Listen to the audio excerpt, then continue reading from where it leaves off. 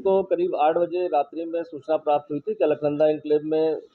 श्री गर्ग साहब रहते हैं वहाँ पर, अशोक कुमार गर्ग जी, जो एनजीसी से रिटायर्ड है, और उनके घर में कोई हमला हो गया, लहू-लुहान है। इस सूचना पर पुलिस तत्काल पहुंचकर उनको हॉस्पिटल ले गई थी, लेकिन हॉस्पिटल में उनको ब्रॉड डेड घोषित किया गया था। घटनास्थल का जब निरीक्षण किया गया तो घटनास्थल के निरीक्षण में कहीं भी वहाँ कोई फोर्स्ड एंट्री या इस तरह का कोई लूट-पाट का कोई अंदेशा नहीं दिखा, सब चीज़ें इंटैक्ट दिखाई दी। साथ ही साथ ये भी पड़ोसियों से पता चला, जो पड़ोस में रहते हैं, जिन्होंने सूचना दी थी, कि उनके द्वारा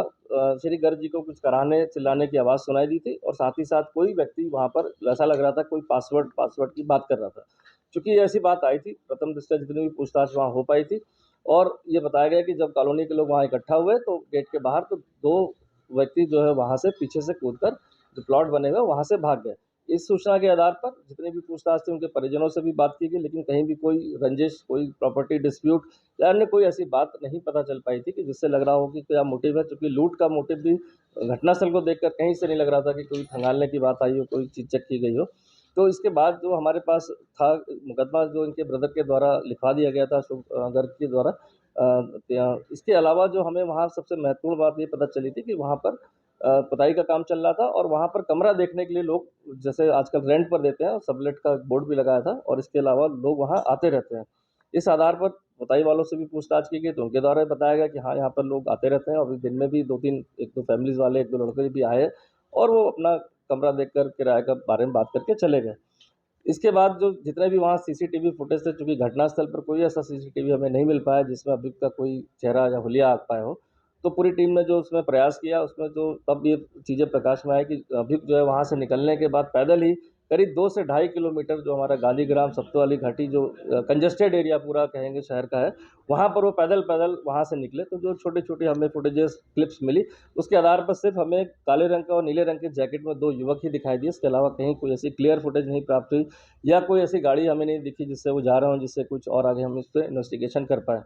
और इसके अगले दिन बाद फिर हमने उसी फुटेजेस के आधार पर लास्ट में एक जगह ट्रैक किया कि एक ई-रिक्शा पर, लाल रंग के ई-रिक्शा पर वो 2 लोग बैठ के उसी घटनाक्रम के जो कंटिन्यूएशन था उसमें जाते हुए दिखाई दिए, और उसके आधार पर ई-रिक्शा एक ट्रैक हुआ, लेकिन ई-रिक्शा का भी नंबर हमें उस पर रात के कारण कहीं भी ऐसा नहीं आ पाया कि ई-रिक्शा कौन था, जिससे ड्राइवर से कुछ जानकारी की जाए। इसके आधार पर जब ई-रिक्शा की तलाश के लिए हमने फिर से अलग से टीमें बनाई, जितने भी रेड कलर के ई-रिक्शा उस रूट पर या उसके आस-पास के रूट पर चलते हैं, उन सभी को हमने पूछताछ करी, और बाई चांस ऐसा रहा कि वो ई-रिक्शा जिस पर वो 2 युवक बैठ के उतरे थे वहाँ पर, उनको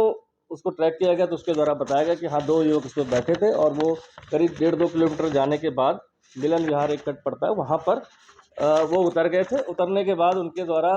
पूरा किराया नहीं दिया गया, ये बताया गया उनके पास पैसे नहीं है, और ₹5 मात्र देकर वो तेज़ी से गली में चले गए,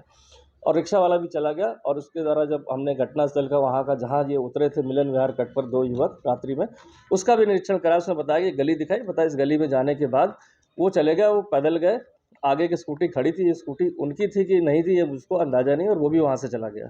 चूँकि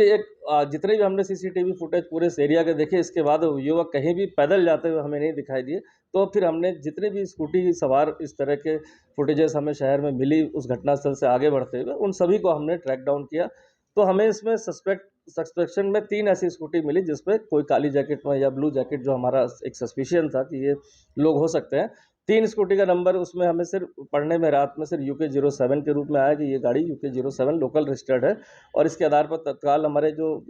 गाड़ी की पहचान कराई गई, तो गाड़ी की पहचान जो हुई वो टीवीएस का जुपिटर मॉडल एक है, ग्रे कलर का, वो आया। और इसके आधार पर फिर हमें 6 जो यहाँ पर हमारे जो टीवीएस के शोरूम है, वहाँ पर टीमों को भेजा गया। वहाँ से पूरा डेटा निकाला गया कि यूके 07 नंबर की जुपिटर इस कलर की कितने लोग को यहाँ पर सेल हुई है। तो चांस की बात है कि 125 लोग के करीब हमें ऐसे नंबर आए इसमें, जो उस कलर की स्कूटी और मॉडल को यहाँ पर यूके 07 पर रजिस्टर्ड किया गया था। उस रजिस्ट्रेशन के आधार पर हमने सभी के जो है डिटेल निकाले, सभी टीमों को उनको वेरीफाई करने के लिए भेजा। जिनके नंबर्स उसमें लिखे हुए, तो नंबरों को हमने उसकी सीडीआर के हिसाब से एनालिसिस किया, तो उसमें हमें 2 नंबर ऐसे संदिग्ध मिले जो कहीं न कहीं हमारे घटनास्थल के आस-पास जो है उनका पाया गया। उसके आधार पर हमने दोनों स्कूटियों को वेरीफाई करने के लिए फिर टीम लगाई। तो एक स्कूटी वेरीफाई हुई जो कोई लड़की जो चलाती थी, एक स्कूटी वेरीफाई हुई जो मॉन्टफोर्ड स्कूल इंदिरा नगर के पास वो खड़ी हुई एक पार्क के पास दिखाई दी, जहाँ और भी बहुत सारी गाड़ियाँ खड़ी थी, और 100-150 वहाँ फ्लैट हैं जहाँ पर लोग रहते हैं किराए पर, ज़्यादातर लोग रेंट पर रहते हैं। इसके आधार पर हमने एक एरिया आइडेंटिफाइड किया कि कहीं न कहीं जो हमारे सस्पेक्ट हैं इन्हीं किसी फ्लैट में होने चाहिए, और इस पूरे एरिया को कॉर्डन करने के लिए रात हमारे द्वारा जो है पूरे शहर के फोर्स को बुलाया गया। सभी रास्तों को उसको चेक किया गया, सभी अधिकारियों को इसमें दायित्व सौंपा गया। इनफैक्ट खुद भी रहकर इसको जगह-जगह देखा गया, कहीं ऐसा ना हो कि जो सस्पेक्ट है हमारी किसी गतिविधि सत्यापन अभियान से वहाँ से भाग जाए। और फिर लोकल जो हमारे 1-2 लोग थे मुखबिर टाइप के जो काम करते हैं, उनसे पूछा गया कि इन पूरे फ्लैट्स में या आस-पास में कोई नवयुवक हाल-फिलहाल में किराए पर आए हों या पहले से रह रहे हों। तो हमें 3 फ्लैट का पता चला जहाँ पर हाल-फिलहाल में आए थे या पूर्व में यहाँ पर रह रहे थे। इसके आधार पर हमने रैंडम जो है एक-एक करके सबको चेक करना शुरू किया, और इस तरह से हमें 2 सस्पेक्ट जो हमारे थे वो ट्रैक डाउन हुए, जिसमें एक नवीन कुमार चौधरी जो दौराला मेरठ का रहने वाला, दूसरा अनंत जैन है जो बागपत का रहने वाला है। इसमें नवीन कुमार पेस्ट कंट्रोल का काम करता था और अनंत जो है फाइनेंस का काम करता था। वर्तमान में दोनों की आर्थिक स्थिति बहुत ही जर्जर थी, और नवीन कुमार चूँकि उसकी वाइफ़ प्रेग्नेंट थी, तो उनके द्वारा था कि वो फर्स्ट फ्लोर में रह रहा था, कहीं ग्राउंड फ्लोर का वो अपने लिए कमरा खोज रहा था, और कुछ पारिवारिक अंतर के कारण चूँकि उनकी आर्थिक स्थिति ठीक नहीं थी, तो ये दोनों के द्वारा जब एक कमरे की तलाश की जा रही थी, तो तब चूँकि अनंत जैन जो है